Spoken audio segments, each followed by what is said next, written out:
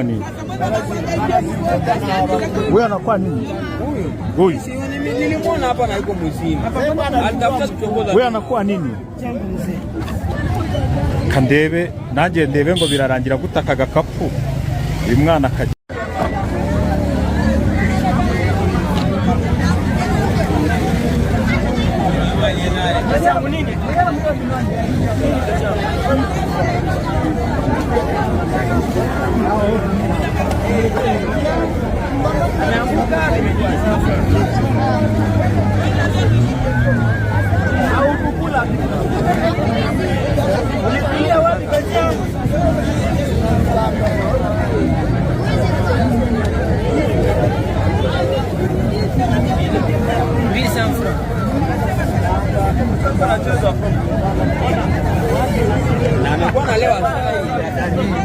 Unalewa na ukule huko.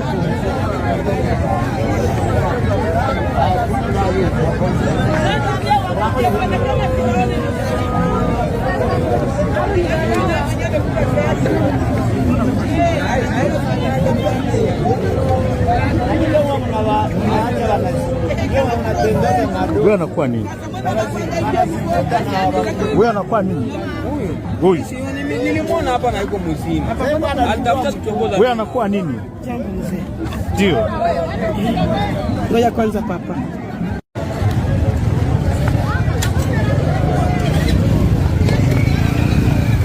Yes, uyu mwana yibye agakapu k'umusaza.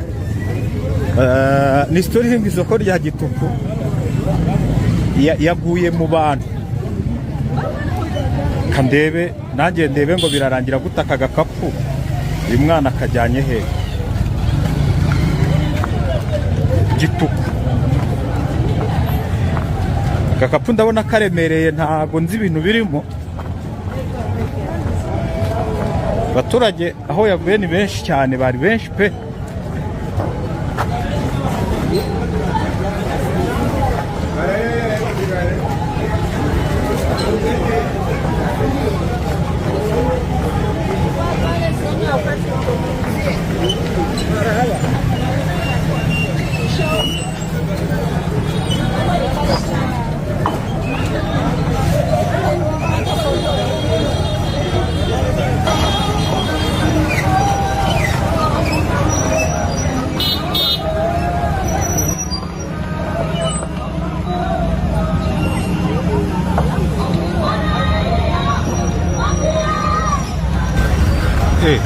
Uyu musaza se niwe bari bakibye uyu mugabo niwe wari nyiri gakapu.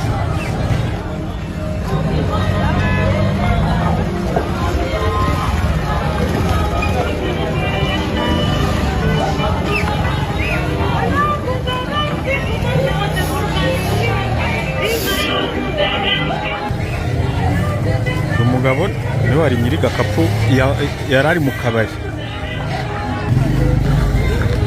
Arimo arareba ko ibintu bye byuzuye byura mwana yari yamwibye. Harimo ibandare.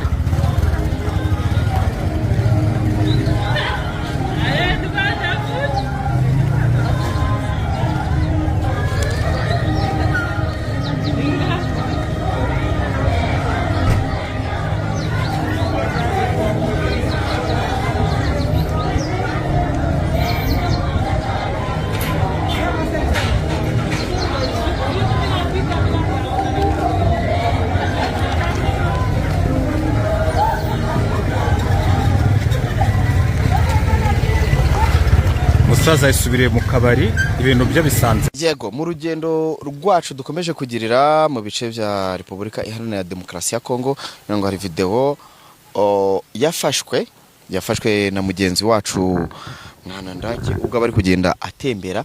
Ni video yagaragayemo mu isoko rya Gituku, umwana yibye igikapu ariko ntago byamukundiye ko agitwara bitewe n'uwo yari yakibye. Abantu barabibonye rero mu mashusho kumba igikapu cyari cyamuze cyangwa se cyari cyamukasa. Mukasa muraho neza? Uraho neza. Mufatira nta kibazo.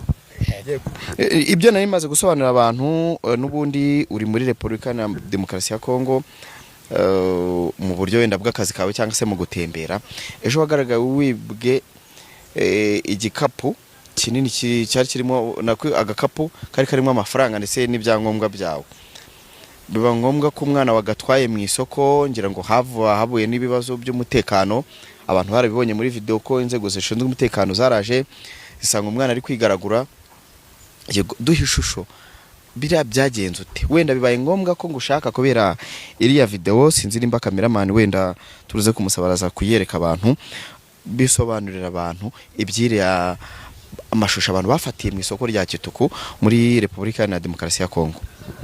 Nge ndi umuhannyi rero nanjye uko byagenze nari ndi muri restaurant muri Demokarasi ya Kongo ubwo nari ndahana ndimo mfata akantu ko kunywa ndetse ndimo nshyirishijeho na brushette sinzi kuntu gato nitabye telefone ubwo nari ndi kwitaba telefone kuko harimo urusaku mu kabari agakapu kanje aho nari nkarambitse nje ndakabura nkabuze rero nkanjye nka Dogita Mukasa nkuko mpora mbabwira ngo ndi umuhannyi nakoresheje imbaraga za basogokuru na basogokuruza nkoresha imbaraga zanjye z'ababyeyi uriya mwana aho yari ari mpita mwoherereza ihembe riragenda rimwinjiramo rihita ritangira kumusekagura mu nda rimutesha n'ubwenge mu mutwe amaze kumva ko amaze kubona ko yaribye kandi akumva ahise agira impinduka agakapu ubwo nicaye n'ubundi aho nari ndi kwinywera icupa ryanjye nagiye kubona mbona agakapu bagataye mu muryango nubwo buryo byagenzemo rero biriya ninjye wari ubikoze kandi nabwiye ko ndakunda abantu bahemukira abandi cyangwa abantu bakunda kwiba abantu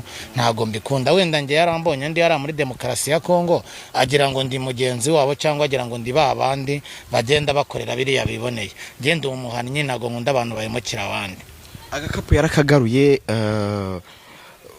wasanze ibyo byose byari birimo cyangwa se ari byo yari yamaze gukuramo nta kintu na kimwe yari yabashije gukuramo kuko nta mbaraga nta n'ubwenge yari afite bwo kuba yabasha kugira ikintu akuramo kuko nari namaze kumurangiza umutima we roho ye nari namaze kuyibika abantu benshi bajya bumva ko biriya bintu ari scam bitajya bikunda bamwe bati se gute umuntu yaba yibye umuntu ibintu akabigaro cyangwa se gute iyo bibye umuntu abavuzi bashaka kugufasha cyangwa se abaganga ibyo bintu bikagaruka benshi benya nanjye ntari nanabyemera neza nubwo biriya bintu nabibonye nayo ndi mu bantu batajya babyemera biriya bintu ubundi bibaho biriya bintu bibaho ariko hari abantu hanze ahangaha usanga batwiyitirira bakavuga ngo bafite ubushobozi ngo yakugarurira ibintu cyangwa yagugira icyo agufasha kandi nta bushobozi afite ari umutekamutwe abo batekamutwe rero twarabaziye ngenda nkabahana nkoresheje imbaraga za basogokuru ku buryo abo bantu nk'abo ngabo babasha guteka abantu imitwe mbaha ibihano yego ubahe ibihano kandi bikabageraho cyane rwose nk'abariya nateje kwitwikira mu nzu n'abandi ngende umuhannyi nta mikino ngira wakanaho yego bira ni ibintu bimwe mu bintu mu mashusho wenda mwana ndake wafasha aya mashusho ndaza kumusobanuza neza ibyo muri ririya soko ariko nanone umuntu abirebye arabona ko mo hari abantu benshi kandi bishimiye igikorwa cyakozwe kuko baravuga ati ubujura bwari butuzengereje abantu baratwiba bigenda gutya yego hari abantu bahise bakwegera bashaka kuba baribwe cyane baranyegereye uretse no kunyegera n'ubu ngubu dore baba barimo bamamagara rero n'ubundi kandi mba nagiyeyo natumiwe ntago ngenda gutyo gusa ngenda n'ubundi ndi mu kazi ndi kuvura abantu njyanye n'imiti yego ngushimire ibyo byose wenda ku byo Mukasa akora ubwo abantu baraza kubona nimero ya telefone ku bantu bamukeneye kuba bamusobanuza ku bintu akora